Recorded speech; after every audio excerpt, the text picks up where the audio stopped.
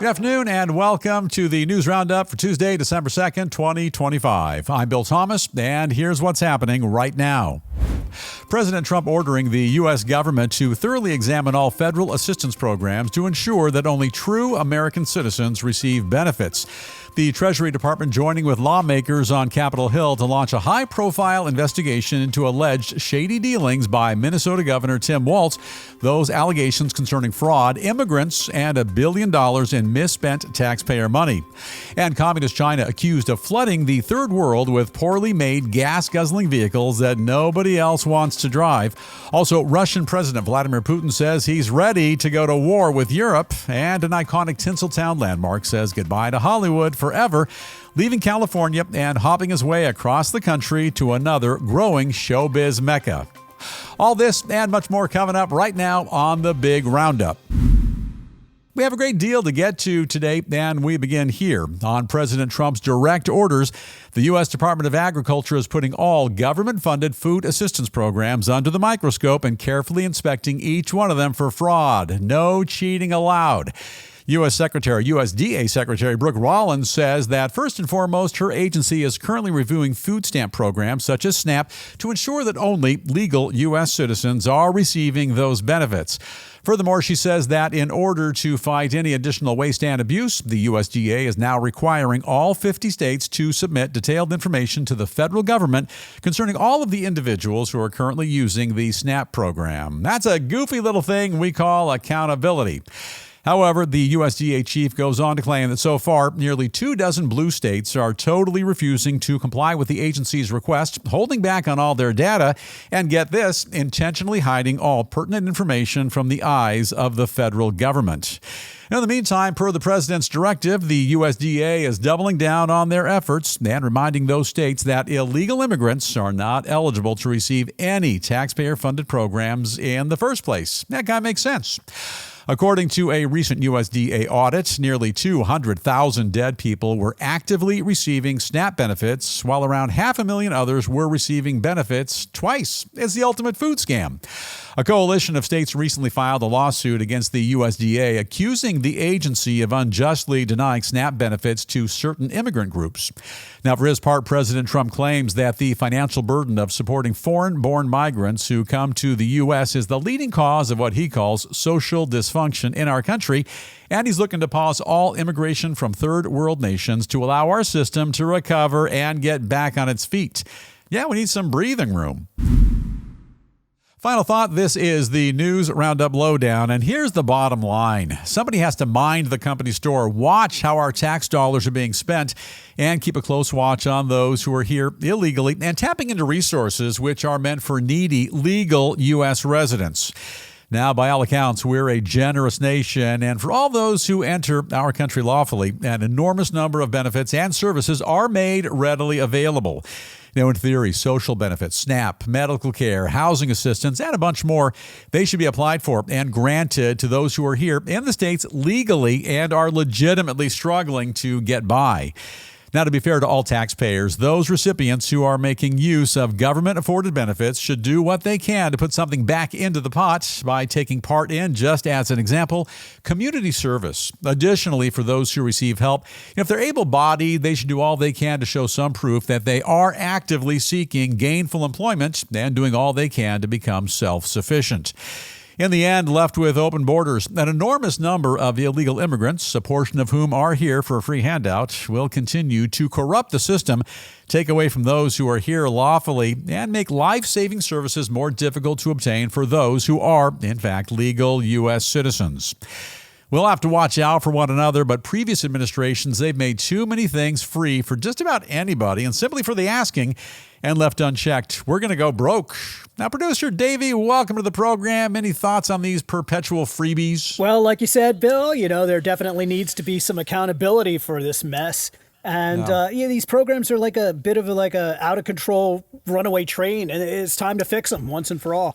Yeah, absolutely. Reined it in. I can't think of any nation on the planet where you can walk right in, simply sign up for, and even demand anything you want, and all for free. It's a rotten way to run a business, and honestly, it's kind of a dangerous way, in my estimation, to run an entire country. And while we're on the topic, while we're on the subject, let's stick around Washington a bit longer and turn our attention to a couple of Republican-led investigations into alleged financial improprieties by that guy, Minnesota's Democratic Governor Tim Walz. Yeah, that name does sound kind of familiar, doesn't it? We'll get to that. Both the Treasury Department and the House Oversight Committee now launching consequential probes into the governor's personal involvement in a massive fraud scheme dealing with a bunch of Somali immigrants who allegedly ripped off American taxpayers to the tune of, check this out, more than $1 billion.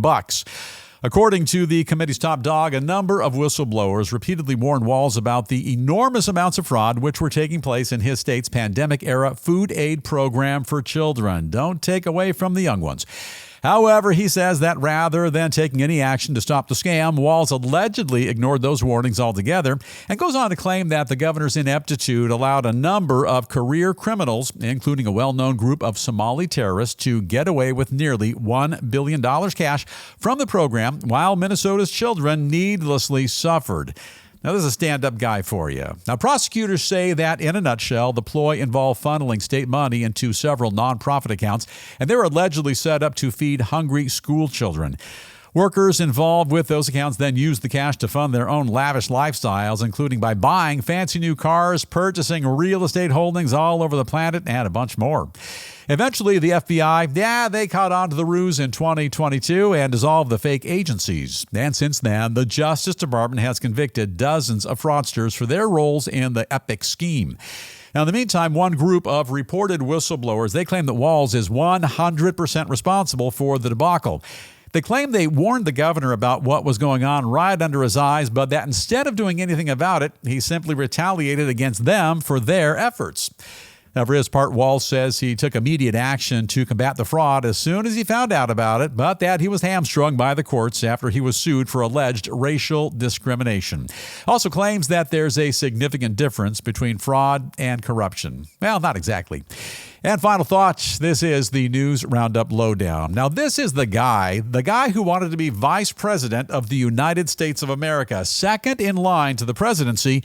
And right now, we should all be outraged. And not outraged by the claims being made against him, but by the failure of those who propped him up for one of the most important jobs in the world, the standby president. You know, this information should have been brought to bear during the last election cycle. And at the end of the day, perhaps the governor was less than appropriately vetted. Taking taxpayer funds meant to purchase food for hungry children and allowing any person, organization, anybody, particularly Somali terrorists, to snag those monies. That's inexcusable and unforgivable. If we believe the narrative, some people were living the good life with nifty cars, pricey condos, and a bunch of toys, while small children, just like a scene out of Oliver Twist, they were holding up a bowl and saying, "Please, sir, I want some more." "Please, sir, I want some more." Governor Walz can claim that he's not responsible for the alleged fraud, which means at best he's incompetent, and that his office has declined to comment on the claims made against him. Well, that speaks volumes. Read between the lines. And by the way, Kamala Harris, who handpicked Waltz as her running mate in 2024, she'll run again in 2028. And think about her judgment when you decide on who you're going to vote for. Now, producer Davey, how'd this guy ever pass any tests which would make him a top pick for vice president? Come on. Well, Bill, I don't care who you are. No matter who's in charge, you got to take responsibility for stuff like this and make sure that it doesn't happen in your area. Yeah. Old saying, the buck stops here, but it didn't stop at his desk. And we're not here really to convict the guy. And we'll wait and see how the full investigation pans out. But at the very least, in my mind, he really shouldn't be running for a third term as the governor of Minnesota. And I think his state can do a heck of a lot better. Turning our focus now to China and revelations of yet another underhanded attempt by the Chinese Communist Party, our pals at the CCP, to further undermine the West. Yeah, look at it. They're always up to something. Now, as a direct result of the communist regime's state-subsidized electric vehicle industry, China's automakers are now flooding the global market with inexpensive gas-guzzling cars. And experts say the move is a deliberate part of the CCP's overall goal to dominate critical sectors throughout the world. According to reports, China's exports of gasoline-powered vehicles have skyrocketed dramatically over the past 5 years, and even without taking into consideration EVs, They're now enough to make the communist regime the largest auto exporter on the entire planet. That's a lot to think about. The report also says the current vehicle export boom is being driven by the same CCP policies which provide government support for the country's EV automakers, thus allowing them to ignite a price war, bury the competition, and saturate the market with their cheaper rides. Now, the car is most likely no better than a 1970s Ford Pinto, but hey, a ride is a ride. They go on to say the communist regime is currently dumping their surplus of gas-powered cars into a number of emerging and second-tier nations in Africa, Latin America, and Eastern Europe, and that they're now racking up enormous sales in areas that were once controlled by foreign automakers. In final thought, this is the News Roundup Lowdown. Come on, China, you just shot yourself in the foot. You did such a bang-up job on those affordable EVs that you put the gas engine car manufacturers in your own country out of business, and that to me is kind of a dumb strategy. On the other hand, maybe it's part of China's grand plan to harm global sales of U.S. and Japanese gas engine cars and trucks. Yeah, it's a peculiar business plan. Some might say they're crazy, and we might even agree. But with one minor caveat. Crazy like a fox. You know, if China can't sell their gas engine vehicles at home, they'll sell them all over the planet. And that could tap into our sales efforts and cause great damage to an industry once dominated by the U.S. Yeah, there was a time when the big three, GM, Ford, and Chrysler, owned the automotive world. And you recall that Japan did what we were doing. They did it a little bit better and at competitive prices. And right now, it kind of looks like history is repeating itself. It's also a little-known fact. Right now, you may be driving a made-in-China car. The Buick Envision, the SUV, fine vehicle, first mainstream Chinese-built car to be sold right here in the U.S., followed by the Volvo S90, also the Polestar 2. I dig that ride. And, of course, that one, the Lincoln Nautilus. Now, to be fair, Polestar and Volvo, good guys, they have since relocated production for U.S.-bound cars. Got to respect that. Now, Producer Davey, it feels like China simply trying to dominate every imaginable industry in the world, and they might end up beating us in the car business. I got a problem with that. What do you think? Bill, look, it's easy to dominate markets when the government's picking up the tab and the cost of the product. Look, the CCP steals technology, goes ahead and builds cheaper knockoffs and then wipes out the competition by undercutting their prices. It's just not fair. It's not fair, and it's the ultimate scam. Now, to remain competitive right here at home and all over the planet, we have got to get down to brass tacks, build the best and safest vehicles at the lowest prices with the best warranties, and do all we can to ensure that we don't get outplayed by China. This is serious business. We owned the car business for years and years. All right, some additional headlines we're also keeping a very close watch on here in the News Roundup newsroom. And first up, Russia's president, that handsome character, Vladimir Putin. He says right now his country is, in fact, ready to go to war with Europe and accusing the EU of, get this, trying to sabotage peace talks with the U.S. Those comments coming as Russian officials meet with an American delegation in Moscow to discuss President Trump's plan to end the war in Ukraine. Here's the bottom line. We're pushing for peace. And Putin, if you listen very carefully, he's pushing for World War III. Closer to home, the Trump administration announcing that following a nationwide crackdown on illegal testing centers, nearly 3,000 commercial driver's license training organizations, they've just been removed from the official federal registry. The Transportation Department also saying that thousands of additional truck driving programs are currently under investigation, and they could also get the axe if they don't shape up soon. Now, while we're on the subject of Transpo, the TSA, the Transportation Security Administration, they say that beginning this coming February, just around the corner, all air travelers here in the U.S. who don't come to the airport with one of those fancy, nifty, real ID cards, they're going to be charged a $45 screening fee. We also call that a shakedown fee, but we won't make any mention of that right now. That might not be fair. And to the world of business, and a quick peek at a couple of stories which are causing a commotion in finance, also in retail, and more. And leading things off today is Giving Tuesday. And to celebrate the occasion, a number of our country's wealthiest individuals giving away boatloads of dough. And for starters, Lauren Sanchez Bezos. Look at that smiling face. Says that she and her husband, a little-known guy named Jeff Bezos, the Amazon founder, they're donating more than $100 million to a nonprofit organization, and this one fights homelessness.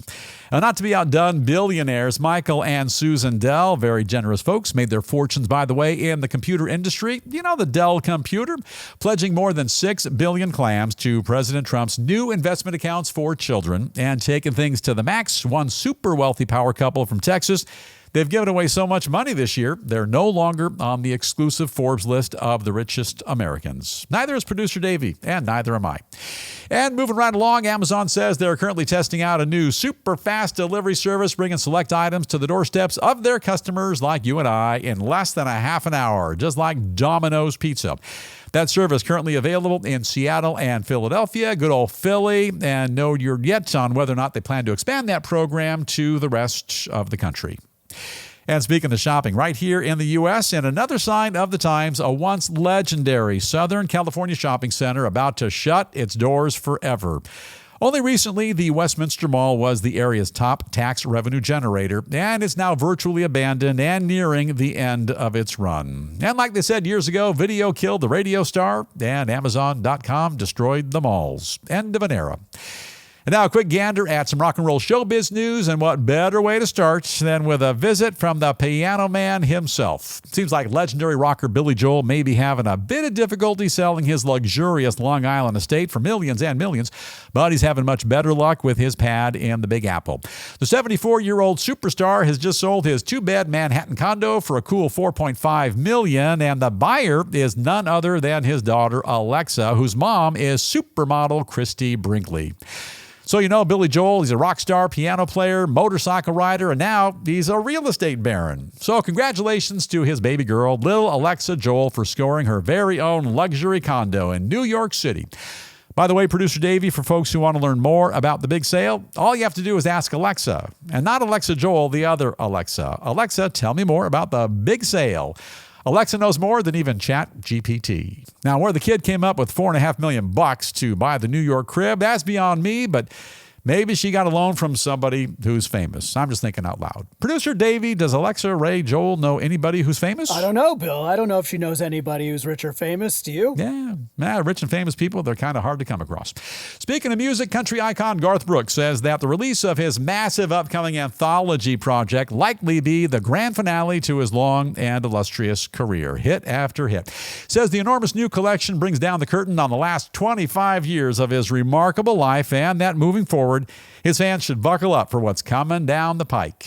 Whether or not you're a country music fan, everybody agrees that Garth Brooks is, or at least at one time was, bigger than the Beatles, and we're all looking forward to his new music coming out later this week. Retired a quarter of a century ago, says this pretty much wraps it up, but word on the street for those who know, they say he'll be back. Yeah, Garth always comes back and he never disappoints. Maybe even Garth Brooks for president in 2028 with Vice President producer Davey. You got my endorsement, Davey? Thanks, Bill. And my pleasure. Last but not least, say goodbye to Hollywood. A popular statue of Kermit the Frog, which has spent decades sitting on top of the gates of the legendary Jim Henson Studios. I love those studios in Hollywood. About to become the latest icon to abandon Tinseltown. Following a recent sale of the big property, which used to belong to Charlie Chaplin, later became A&M Studios, the 12-foot Muppet statue soon's going to be hitting the road and heading to his new home at Atlanta's Center for Puppetry Arts. Like Kermit said all those years ago, it ain't easy being green. It's not easy being green. The big Kermit statue coming down, but he'll live on, and he's simply being repurposed. Hey, Producer Davey, is that the right word? Is that accurate? He's being repurposed? Yeah, Bill, I think that's accurate. He's being repurposed. He's being repurposed. He's just changing zip codes. He's not going away. And another thing, Hollywood is legendary for using up all the big stars and then turning its back on him. Well, this time the tables are turned, Hollywood, and it's the big Hollywood celebrity who's turning his back on you, Tinseltown. And he'll still be a big star tomorrow and forevermore, but in a different big city. We say rock on, Kermo. And now it is time for us to call it a wrap on the Tuesday edition of the Big News Roundup. But before we go, as we do each and every day right here on the program, we share with you a very notable quote. And these thought-provoking words come to us today from Napoleon Bonaparte, who said, "Impossible is a word to be found only in the dictionary of fools." All things are possible. Napoleon was a French general, also a statesman who rose to power following the French Revolution.